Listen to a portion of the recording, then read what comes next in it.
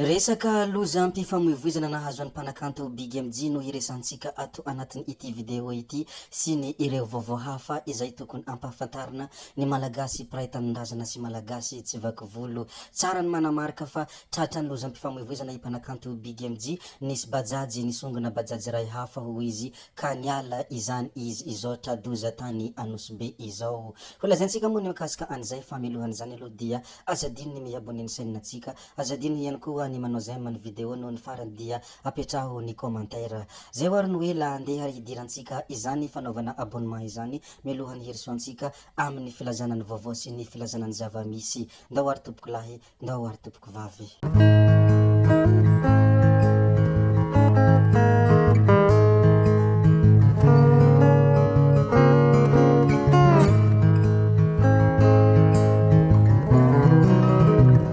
Hanombohantsika ny fampahafantarana ny zava-misy ato anatin'ny ity video anankiraha ity dia resaka izay nataony governoran'ny faritra Analamanga. Ny filoha Andry Rajoelina rehefa milaza hoe hanampy dia tena manampy hoy ny governoran'ny faritra Analamanga, tsy iza moa izany fa Hery Rasoamaromaka ny omaly. Mangataka ireo tompon'andraikitra kosa izy mba hanaraka ny vitesse ny filoha satria rehefa miteny ny filoha hoe izao no atao dia tokony miezaka mafy rehetra manatanteraka izany hoy ny hafatry ny Hery Rasoamaromaka. Izany moa ny teny izay nomeny sy ny hafatra izay nomeny governoran'ny faritra Analamanga. Raha somary dinihina lalandalina kokoa izany hafatra ny governoran'ny faritra Analamanga izany dia midika hoe i Andry Rajoelina dia tsy manao fampanantenana pokaty ary Andry Rajoelina dia tsy maintsy manatanteraka izay fampanantenana rehetra ataony. Ny vahoaka malagasy raha temo dia mahatsapa sy mihaiko fa tena marina tokoa izany zavatra voalazany Hery Rasoamaromaka izany ary tsy misy afaka manday izany raha mbola malagasy izay hoentiny Andriamatoa Filoha Hajaina Andry Nirina Rajoelina satria olona tsy mba mavandy izy, olona tsy mba mandainga, olona tsy mba mampanantena pokaty ihany koa. Ndeha ary hiresantsika ny zavatra manaraka izay tokony ho resahana fa zista fampahafantarana fotsiny iny.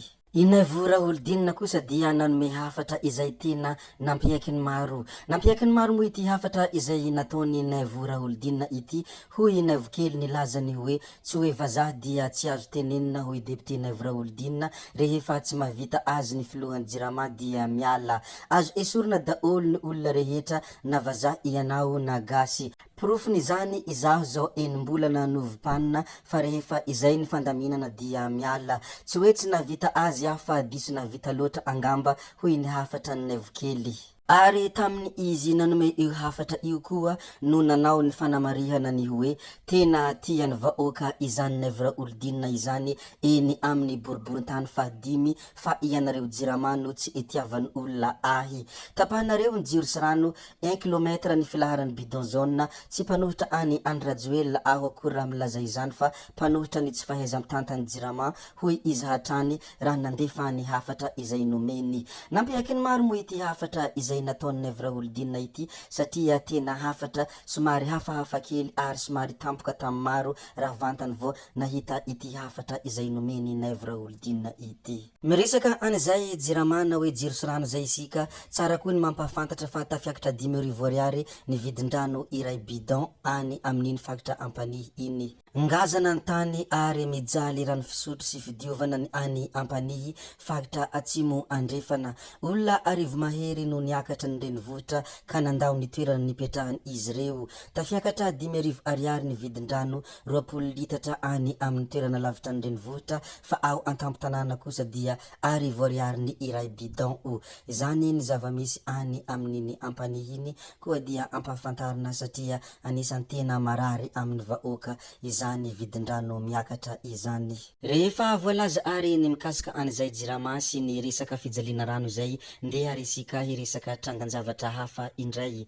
Voatana amponja Vonjomaika ny sakezan'ny dokotera Ratobison Narado raha notaterina teto fa nisy fanadihadiana nataon'ny gendarmerie momba ny ahiahy famonoana ny dokotera Ratobison Narado. Dia nampitirina amponja Vonjomaika ny sakezan'ny omaly rehefa natolotra ny fampanohavana teny Anosy. Raha tsy ahivina namono zavanisy dia maty irery tao an-trano i dokotera Ratobison Narado pahay toekarena sy filohany crème teo aloha ny roa Jolay lasa teo ka no heverina fa nianjera irery ny fianakaviana kosa nefa ny ahiahy famonoana ka nisokatra ny fanadihadina izay nataony zandary. Fa tany Mahajanga kosa dia nisitranga mampalahelo karana maty voatifitra teo amin'ny fony.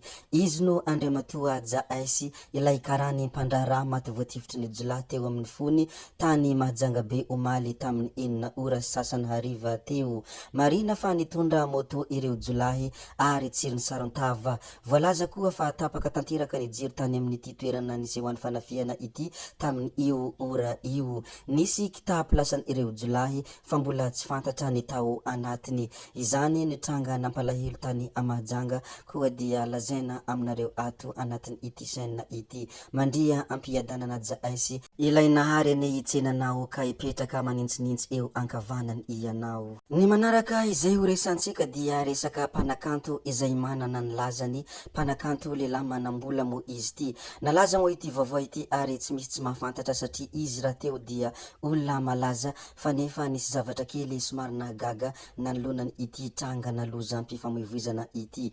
Tratrany lozam-pifamoivoizana mo i mpanakanto Big MJ, nisy bajaji nisongona bajaji ray hafa ho izy ka niala izany izy no izao tradoza tany Anosibe izao.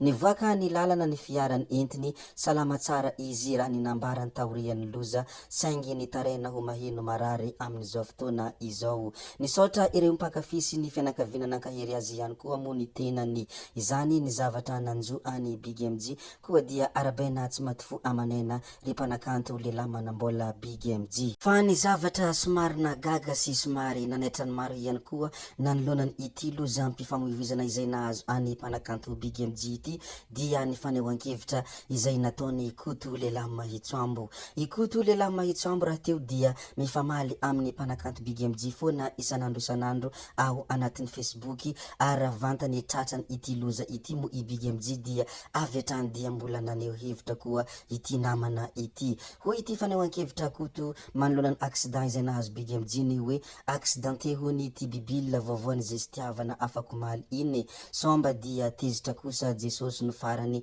amin'ilay eboebo amin'ny gasy mahantra. Hoy Koto lehilahy Mahitsoambo. Ny zavatra mahagaga sy mahatalanjona inona no idirany hatezerany Jesosy amin'ity lozam-pifamoivoizana izay nahazo any Big MJ ity. Io mo efa tsy hay satria i Koto lehilahy Mahitsoambo dia olona intelligent ka tsy takatra ny olona bado. Izany fanehoan-kevitra izay ataony izany hoy ireo rehetra izay naneho ny hevitra nanolonany iny fanambarana izay nataony Koto iny. Zay koa ny namarana ny videontsika ry tompoko vavy sy tompoko lahy koa dia ankasitrahana eram-po eran-tsaina ianareo navita nahay ny video hatramin'ny farany ary mbola manentana anareo foana ny mbola hanaraka ny video manaraka izay alatsakay misesisesy ato. Zay fa tsy ataony lavan'ny resaka hametra beloma izahay ody izahay sao dia fa ianareo kosa mazotoa amin'ny zavatra rehetra izay atao sy zavatra rehetra izay kinasa. Veloma vetivety fa tsy hoe veloma mandrakizay amin'ny manaraka indray no manao ny misimisy. Veloma tompoko lahy, veloma tompoko vavy.